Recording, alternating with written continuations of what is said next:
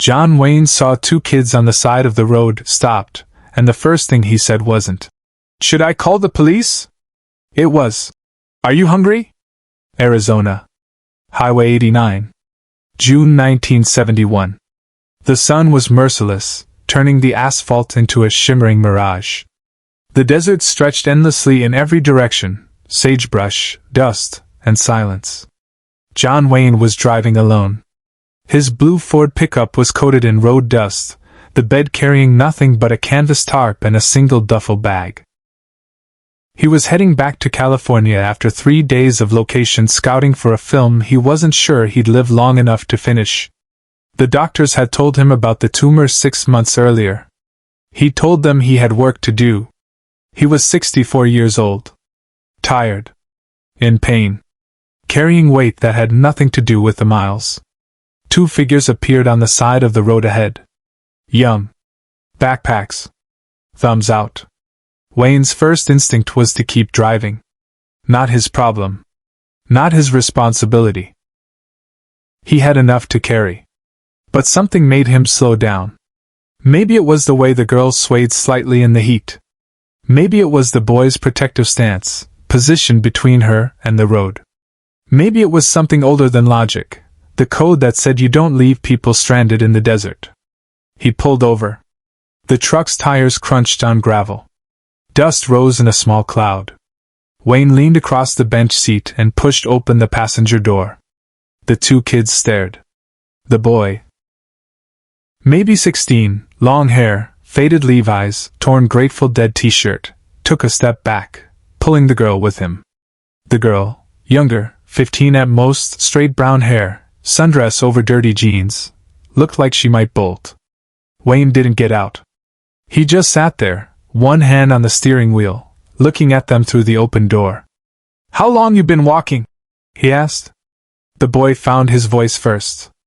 "Since yesterday morning." "You got water?" A pause. "We had some." Wayne reached behind the seat and pulled out a metal canteen. He held it toward them. "Drink." The girl took it with trembling hands. She drank. Passed it to the boy. He drank. Either of them said thank you. They didn't know how to yet. Wayne watched them for a long moment. Saw things he recognized. Exhaustion. Fear. The particular kind of defiance that comes from having nowhere else to go. "Are you hungry?" he asked. The question hung in the desert air. Not, "Where are you going?" Not, "Do your parents know where you are?" Not, "Should I call someone?" Just, "Are you hungry?" Wayne didn't raise his voice. He didn't have to. The girl's face crumpled. She nodded, tears suddenly streaming through the dust on her cheeks. The boy's jaw tightened, trying to hold something together that was already broken. "Get in," Wayne said. They hesitated. The boy looked at the girl. She looked back. Some silent communication passed between them. Then they picked up their backpacks and climbed into the truck. Wayne didn't ask questions. He just started driving. 10 miles down the highway, he pulled into a small roadside diner. The kind of place that hadn't changed since 1955. Faded sign. Cracked parking lot. 3 cars and a semi in the lot. "Come on," Wayne said, climbing out. Inside, the diner was cool and dim. A waitress in her 50s looked up from wiping the counter, saw John Wayne, and her eyes widened slightly. But she was professional. She nodded toward a corner booth. They sat. Wayne took one side. The 2 kids slid into the other, pressed together like they might disappear if they separated. The waitress came over with menus. Wayne waved them away. 3 burgers. 3 fries. 3 chocolate shakes. He looked at the kids. "That work?" They nodded, still not speaking. When the waitress left, Wayne leaned back against the booth and looked at them properly for the first time. The boy had a bruise on his jaw, maybe 3 days old. The girl had a fresh scrape on her arm and wore a silver cross necklace that kept catching the light. "I'm not going to ask you where you're running from," Wayne said quietly. "And I'm not going to ask you where you think you're going. But I need to know one thing." They waited. Are you in danger right now? This minute? The boy shook his head. Not from anyone following us. But you're in danger, Wayne said. It wasn't a question. A long silence. Then the girl spoke for the first time, her voice barely above a whisper. We don't have anywhere to go. The food came. They ate like they hadn't seen a meal in days. Which, Wayne suspected, they probably hadn't. He ate slowly, watching them, thinking. When they'd finished, Wayne pushed his plate aside and folded his hands on the table. What's your names? I'm Danny, the boy said. This is my sister, Lisa. How old are you, Danny? 16. She's 15. Wayne nodded. You got family? Danny's face hardened. We got a father. That's not the same thing. Drinks? All the time. Hits? A pause. Then, yeah. Wayne looked at Lisa. She wouldn't meet his eyes, but she nodded once. And your mother? Dead, Lisa whispered. 2 years ago. Cancer. Wayne felt something cold settle in his chest. 2 kids. No mother. A father who drank and hit. Running because staying meant getting hurt and leaving meant surviving. He knew that story. He'd played versions of it in a dozen films. The difference was, in the films, there was always a clear answer. The good guy rode in. Justice was served. The music swelled. Real life was messier. Subscribe and leave a comment, because the most important part of this story is still unfolding. Wayne pulled out his wallet. Inside was a business card, plain white embossed text. His name. A phone number. An address in Newport Beach. He slid it across the table to Danny. Here's what's going to happen, Wayne said. I'm going to drive you both to Flagstaff.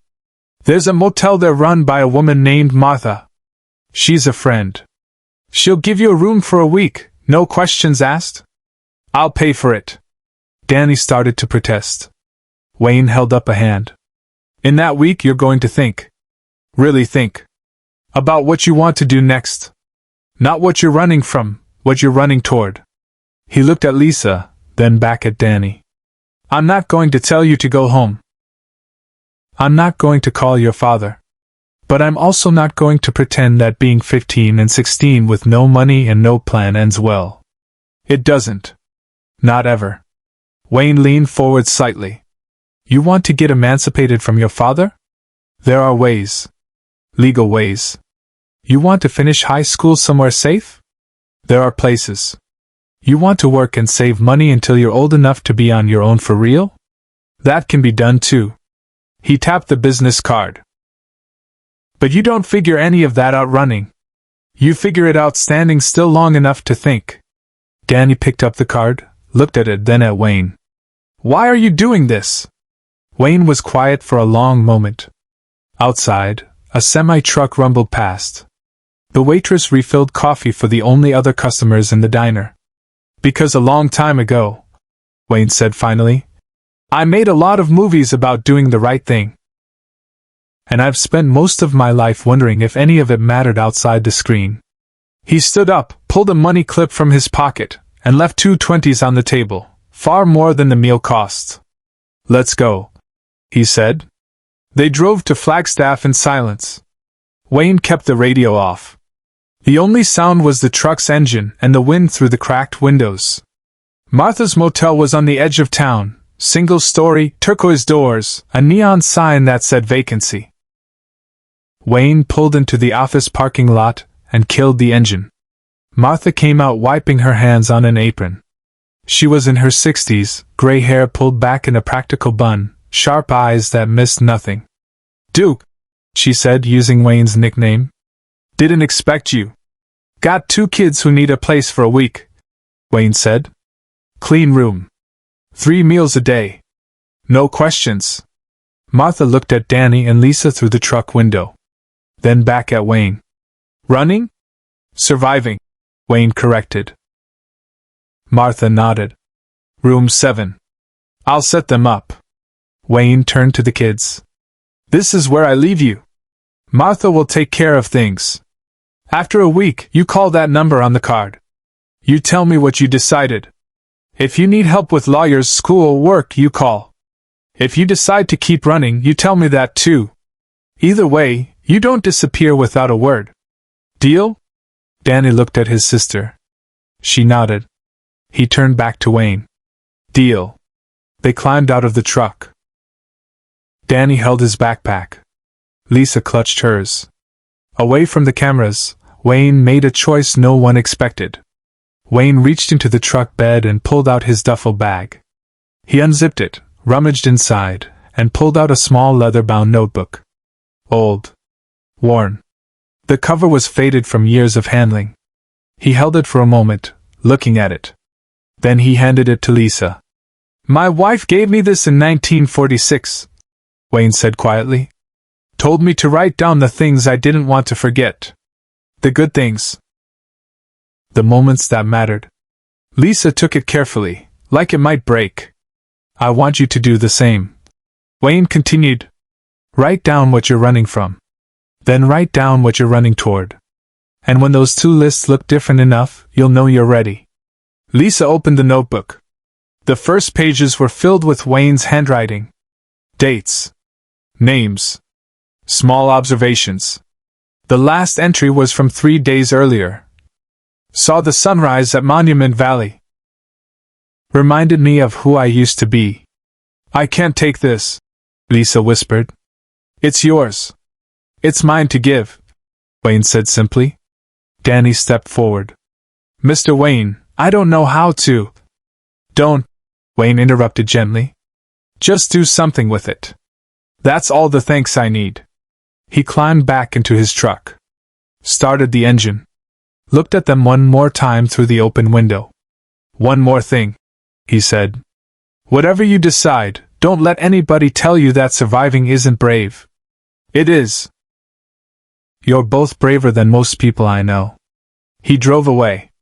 In the rearview mirror, he saw them standing in the motel parking lot, two small figures getting smaller, Martha's arm around Lisa's shoulders. Wayne drove for 2 hours before he had to pull over. His hands were shaking. He sat on the side of the highway in the gathering dusk and let himself feel everything he'd been holding back. He thought about his own failures. The war he hadn't fought in because of a studio contract and a shoulder injury, carrying that guilt for 30 years. The marriages that had fallen apart. The times he'd chosen work over presence. The myth he'd built that sometimes felt more real than the man underneath. He thought about those 2 kids. About all the kids. About how many people were out there running from things they couldn't name, looking for permission to stop. But what followed would stay with everyone who witnessed it. Forever. 9 days later, Wayne's phone rang at his Newport Beach house. It was Danny. We're still in Flagstaff, Danny said. She's been really good to us. We've been thinking. Like you said. And? Lisa wants to finish school. I want to work. Martha said there's a lawyer in town who handles emancipation cases. Said she'd help us with it. Said we could stay here while we figure things out. She's got a housekeeping job for me. And Lisa can go to the high school in town. Wayne felt something ease in his chest. That sounds like a plan. We wanted to ask you something, Danny said. Martha told us you're sick. That you've got cancer. Wayne was quiet. Is it true? Yeah, Wayne said. It's true. A pause. Then, are you scared? No one had asked him that. Not his kids. Not his friends. No one. Yeah, Wayne admitted. I'm scared.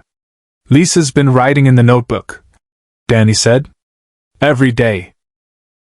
She wrote something yesterday I think you should know. What's that? She said meeting you made her believe that brave doesn't mean not being scared. It means doing the right thing even when you are. Wayne closed his eyes. Something in his chest broke open, something he'd been carrying for 30 years. She's right, he said quietly. Tell her she's right. 3 years later, when John Wayne was dying, he received a letter. Inside was a photograph. Lisa in a cap and gown, high school graduation. Danny beside her in a work uniform, manager badge pinned to his chest. Martha between them, smiling. On the back, in Lisa's handwriting. We stood still long enough to think. Thank you for showing us how. The leather notebook was tucked inside the envelope. The last page had one new entry, in Lisa's careful script. June 1971. A man stopped when he didn't have to. Taught us that courage is quiet. That help doesn't announce itself. That sometimes the bravest thing you can do is ask someone if they're hungry. Share and subscribe. Some stories deserve to be remembered. Wayne kept that photograph on his nightstand until the end. The notebook went back to Lisa after he died, with instructions from Wayne's estate. She'll know what to do with it. She donated it to a youth shelter in Flagstaff. It sits in a glass case in the lobby today. The first page still shows Wayne's handwriting from 1946. The last page shows Lisa's from 1971. Between them, proof that one quiet decision on a desert highway can change everything.